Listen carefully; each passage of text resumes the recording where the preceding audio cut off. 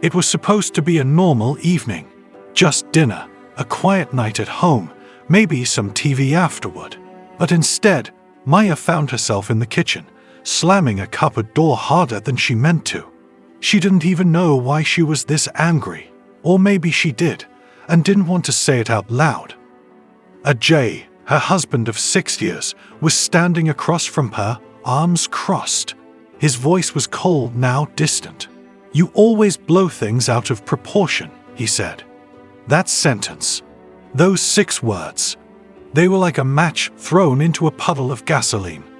And just like that, what started as a small disagreement about who forgot to do the laundry turned into something else entirely, a full-blown argument. Voices rose, words turned sharp, and somewhere in the middle of it all, both of them stopped listening. This wasn't the first time. It always started the same, something small, something manageable, and ended in silence, tension, and regret. Maya would sit in their bedroom later that night, curled up in a blanket, staring at the ceiling. Why does it always feel like a war, she thought. How did love start feeling like this? If you're in a relationship, you probably know this feeling too. Arguments in marriage can feel like they come out of nowhere. One minute you're talking about groceries, the next you're defending your entire personality. And the worst part, it's not the shouting, it's the distance that follows, the coldness, the silence that stretches on for hours, sometimes days. But what if these arguments weren't the problem? What if they were trying to show you something? Let's go back to Maya and Ajay.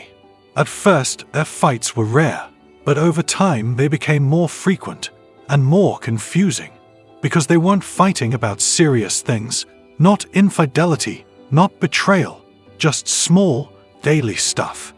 But each time, it felt heavy, like a bruise that kept getting poked. What they didn't realize was that those arguments were never about the surface-level stuff. When Ajay said, "You always blow things out of proportion," what Maya heard was, "Your emotions don't matter." And when Maya said, "You never help around the house," what Ajay heard was, "You're a failure." Neither of those things were true, but our brain doesn't respond to what's true. It responds to what it feels is dangerous. This is where science comes in.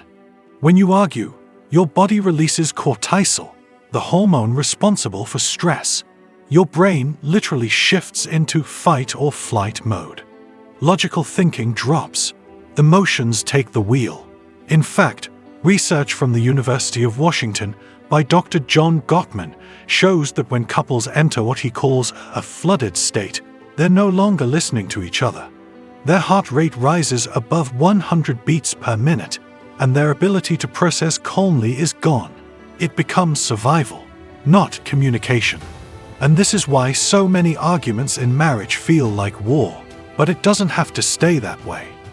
One night, after another silent dinner, Maya sat with a notebook in her hand. She didn't write about Ajay. She wrote about herself. She wrote, "When he says I'm overreacting, I feel like I don't matter. Like I'm back in school being told I'm too emotional." And then she realized, this wasn't about Ajay. It was about old pain, about being dismissed in the past, about not knowing how to say, "I just want to feel safe to express myself." Ajay, in the other room, wasn't feeling victorious either. He wasn't happy to be right.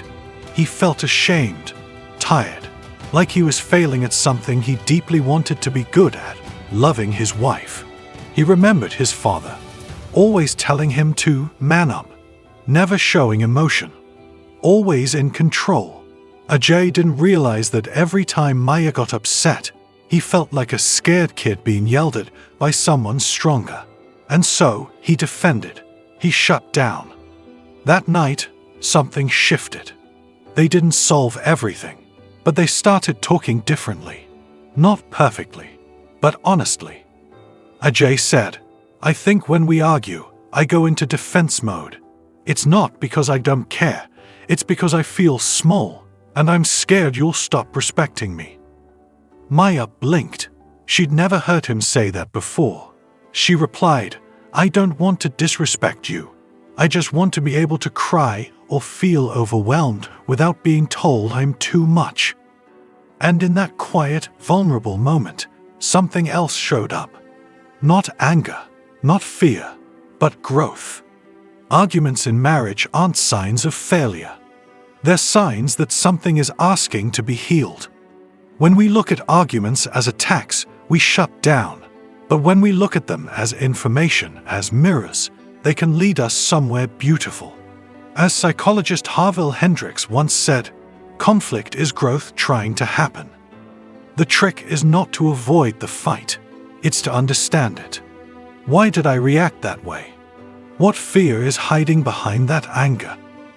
What story from my past is showing up in this moment?